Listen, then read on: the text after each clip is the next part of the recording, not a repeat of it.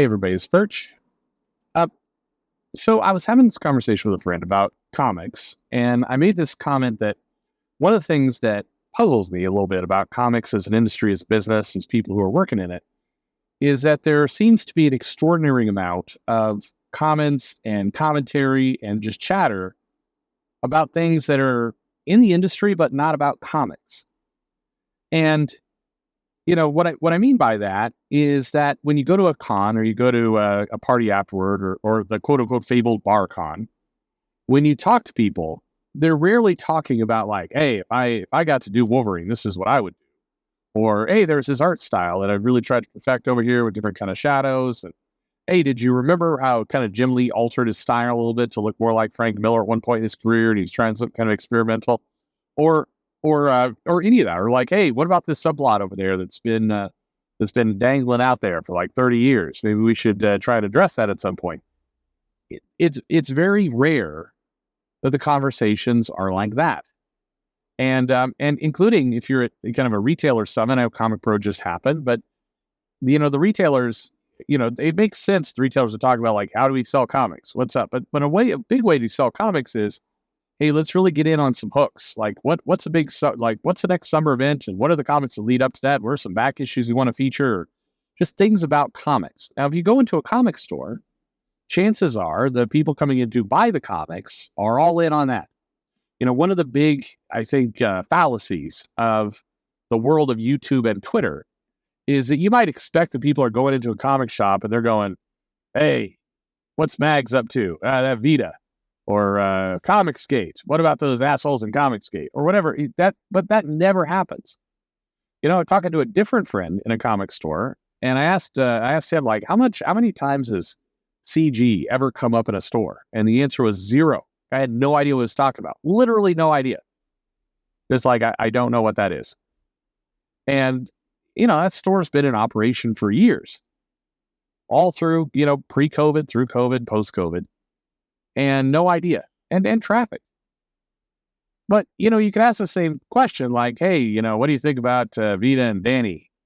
And they would have no idea. They're like, oh, Vita's a writer from what, maybe that name kind of rings a bell. Like literally, again, I'd asked the same guy. I'm like, a lot of people talk about Danny Lore. And like, I don't know what that is. It's like, well, they've written several comics. And it's like, yeah, but not good. Literally, this is code. Yeah, but not good selling ones, right? Remember. And it's like, yeah, okay, fine.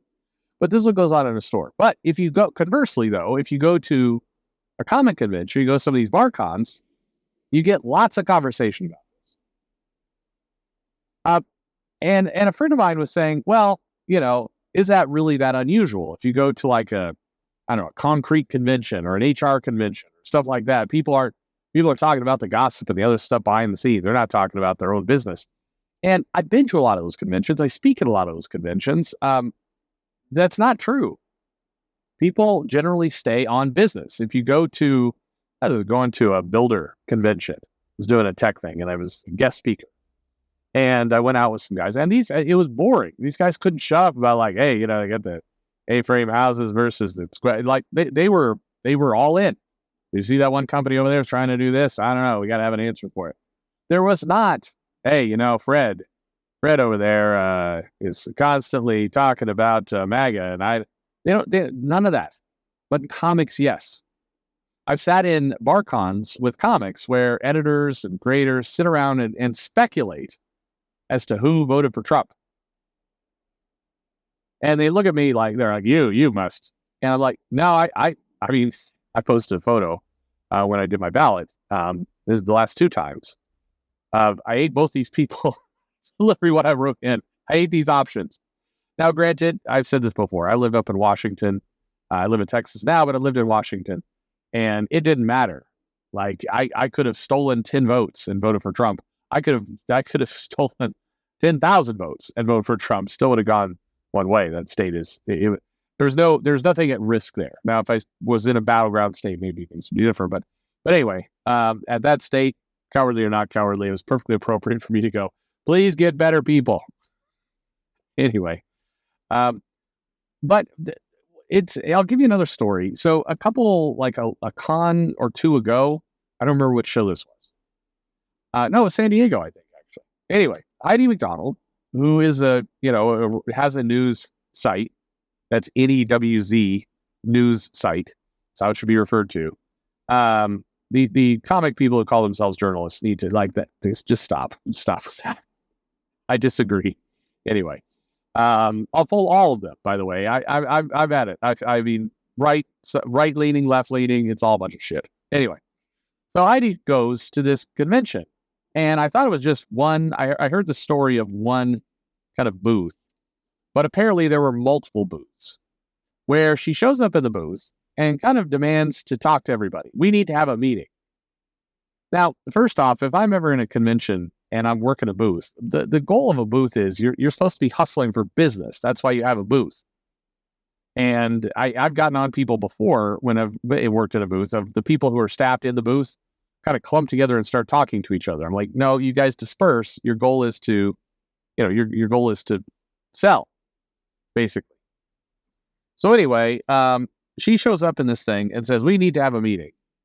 And then the meeting she wants to have is, all right, are you Comicsgate or not?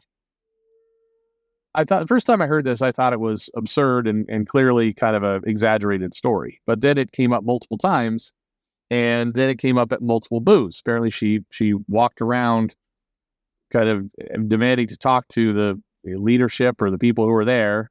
We need to have a meeting. Gather people together, say, I don't know, there's some rumors you guys might be Comicsgate. Are you Comicsgate? She did this for booths that are on the show floor. And I think about that, like, how absurd is that?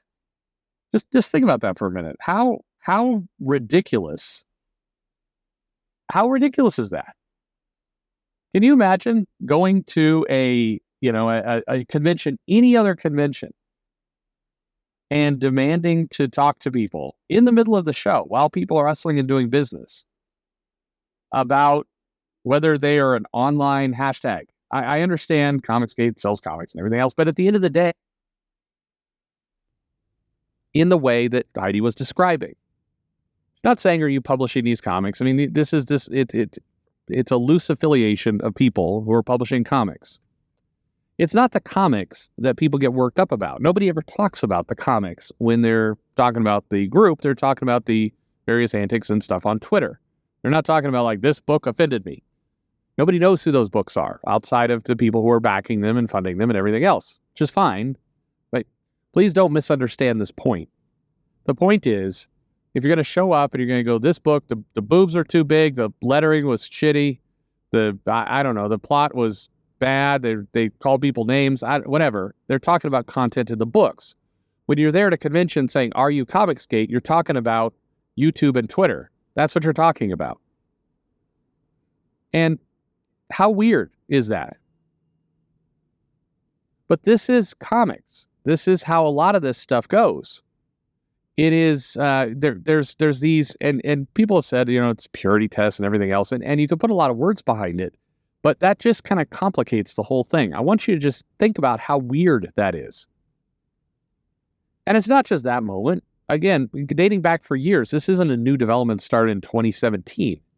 If I go back to 2012, spent lots of time kind of buying people drinks back in 2007, San Diego Comic-Con, went to a number of parties. And it was about, hey, did you hear this about Joe Quesada? Did you hear this? Did you hear that he actually, it was nonstop gossip.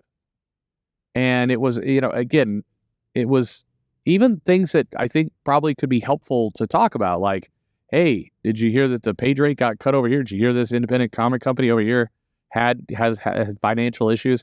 You know what? What's weird is remember when these companies have issues paying people? Like we saw the thing with, recently with Scout. And then we saw it a while back with, who was anyway, a couple. Oni has had some issues. But whenever this comes up, it comes up on Twitter like, I have to have this thread. This thread is how I wasn't paid 4 months. It's not, hey, there's maybe an issue here. It's always like 9 months later, a year later, after things are completely screwed.